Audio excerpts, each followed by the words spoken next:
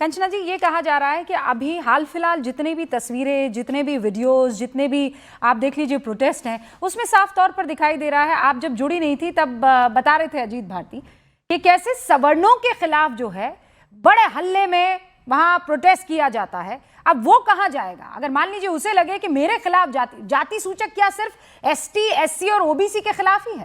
भाई जाति सूचक तो सवर्ण हो गया कि जनरल हो गया, कोई भी हो गया, उसके खिलाफ भी हो सकता है। मुझे रूबिका जी बहुत शुक्रिया। मुझे लगता है कि मेरा पॉइंट यहाँ पर जो मैं कहूंगी उसको समझने में और आसान होगा आपको, क्योंकि यहाँ पर 3 लोग टोटल जेएनयू से बैठे हैं। मैं तो स्टूडेंट रही हूँ, 2 प्रोफेसर हैं।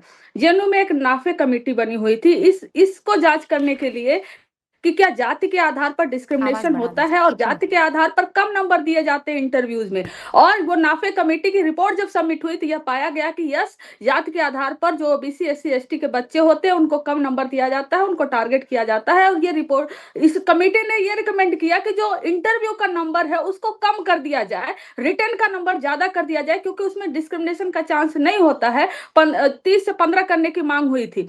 तो ये हकीकत यूनिवर्सिटियों में है। यूनिवर्सिटी जो है, विश्वविद्यालय अपने लेवल पे कई सारी कमेटियां बैठाकर जांच कराई है, जिसकी मांग बहुत पहले से हो रही थी कि एक सेंट्रल लेवल पर ऐसा कुछ बना दिया जाए जहां पर डिस्क्रिमिनेशन कम कर दिया जाए। अब आपके दूसरे सवाल पर आती हूं कि क्या सवर्णों के खिलाफ ऐसा नहीं होता। सबसे पहली बात यह समझना होगा कि यह सिर्फ कह देना कि यहाँ सिर्फ सवर्ण अपराधी है, गलत है। यहाँ पर ये क्लियर है कि अगर एक एससी एसटी के खिलाफ एक ओबीसी अत्याचार करता है, डिस्क्रिमिनेशन करता है, उसके खिलाफ भी कार्रवाई करनी होगी।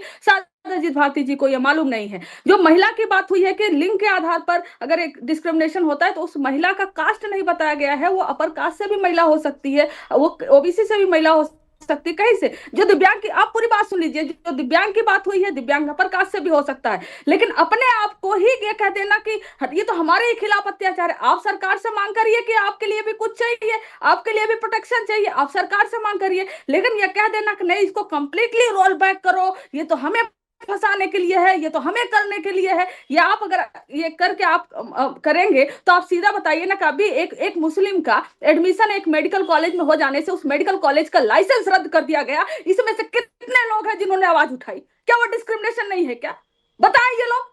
डिस्क्रिमिनेशन होता है। थोड़ा सा सेल्फ रियलाइज करिए, थोड़ा सा खुद को समझिए, थोड़ा सा कानून को भी समझिए, और आपको अपने लिए मांग करना, सरकार से मांग करिए। ठीक है, मैंने सुन ली। अजीत जी, आप रिस्पॉन्ड करना चाहते हैं? यहाँ अभी तक मेरे उस सवाल का जवाब नहीं आया जो अजीत भारती ने उठाया।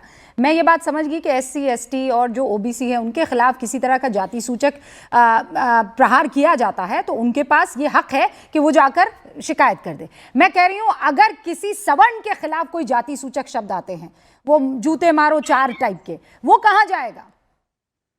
मुझे जवाब देना है या उधर जवाब आपको ही पूछ रही हूं मैं, क्योंकि मुझे जवाब मिला नहीं। क्योंकि फिर मैं पूरे पैनल में बैठे हुए लोगों से एक चैलेंज मैं कर रही हूं कि डीयू यूनिवर्सिटी में, दिल्ली यूनिवर्सिटी में अभी असिस्टेंट प्रोफेसर का रिक्रूटमेंट हुआ, कहीं से भी दिखा दे कि जनरल कैटेगरी में एनएफएस कर दिया गया हो, नॉन फाउंड सुटेबल कर दिया गया हो, जबकि ओबीसी में, एससी में, एसटी में सारे कैटेगरी में एनएफएस कर दिया जाता है। क्या डिस्क्रिमिनेशन है? डिस्क्रिमिनेशन सिर्फ इस पे नहीं, यहाँ कोई कर्मचारी है उसके साथ भी मेरे सवाल का जवाब नहीं। मेरा बहुत सिंपल सा सवाल है। मैं ये कह रही हूं, मैं इस बात से अग्री करती हूं कि जाति सूचक शब्द नहीं बोलने जाने चाहिए। किसी की भी आत्मा हर्ट कर सकती है ना, केवल एक ही की आत्मा है जो हर्ट करती है, मतलब एससी, एसटी और ओबीसी है जो हर्ट होते हैं।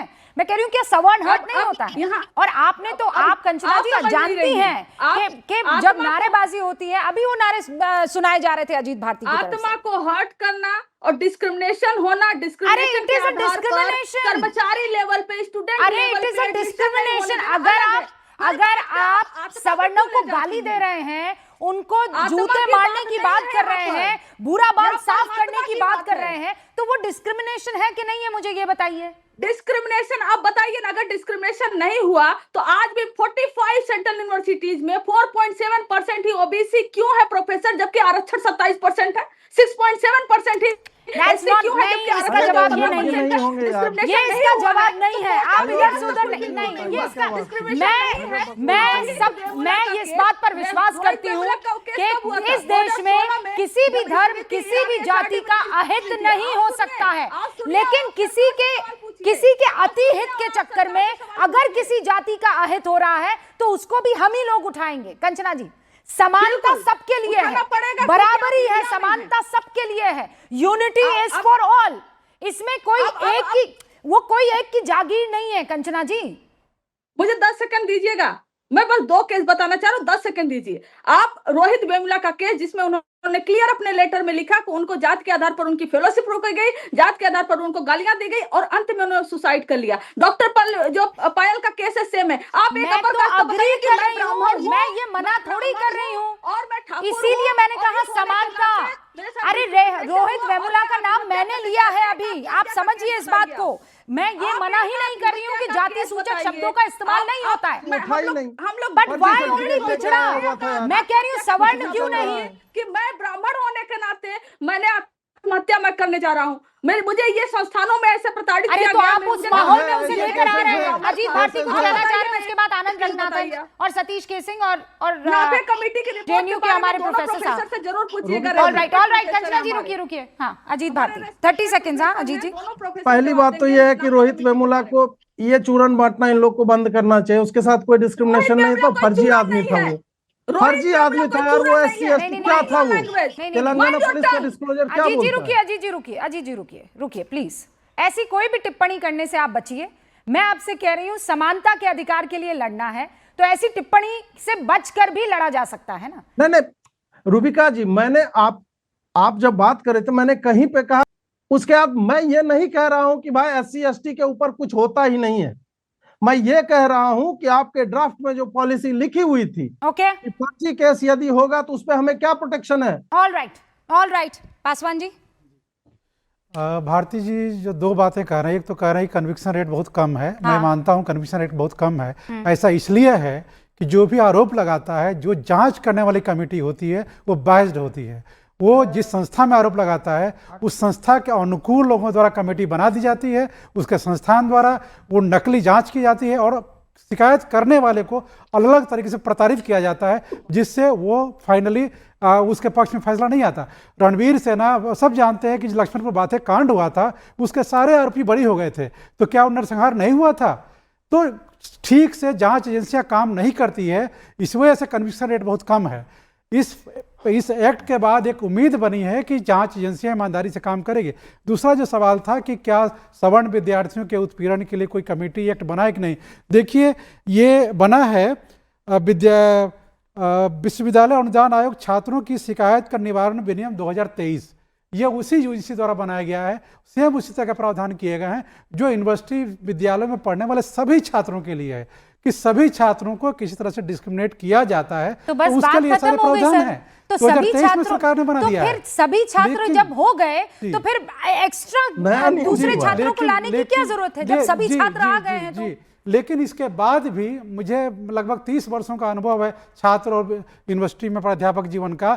मैं आज भी दावे के साथ कह सकता हूं कि विश्वविद्यालयों में जाति के नाम पे, धर्म के नाम पे, लिंग के नाम पे भेदभाव होता है, विवेक के नाम पे उनके साथ डिस्क्रिमिनेशन किया जाता है। मैं गवाह हूं इस बात का। आप गवाह हैं और मैं आपकी बातों का पूरा सम्मान करती हूं। आप वहां पर रहते हैं ग्राउंड पर, मुझे यकीन है जो आप देख रहे हैं वो आपकी आंखों के सामने हो रहा होगा और आप उसे मानते हैं। मैं सिर्फ एक प्रश्न पूछ रही हूं, जाति सूचक केवल SC, ST और OBC के लिए ही क्यों? कोई ब्राह्मण को गाली देगा तो वो गलत नहीं है? कोई जूते 4 मारने की बात करेगा वो गलत नहीं है? वो सुअर को जनेऊ पहना देगा वो गलत नहीं है? वो कहां जाएगा? ये जवाब मैं मांग रही हूं। समानता की बात है केवल। देखिए समाज में सभी वर्गों के लोग रहते हैं, तो सभी वर्गों का सम्मान, सभी वर्गों की प्रतिष्ठा की जिम्मेवारी समाज के नियंताओं की है। आपकी चिंता एकदम वाजिब है और इस मामले में मैं एकदम कह सकता हूं कि जेएनयू में ऐसे कई उदाहरण हुए हैं कि जो इस तरह के आरोप लगाने वालों को भी जेएनयू प्रशासन दंडित करता रहा है। तो बस सिर्फ वो इतनी सी बात थी कि यूजीसी में जुर्माने का प्रावधान रख दिया जाता कि अगर ये शिकायतें झूठी पाई जाती है तो भयंकर दंड मिलेगा और जुर्माना दिया जाएगा।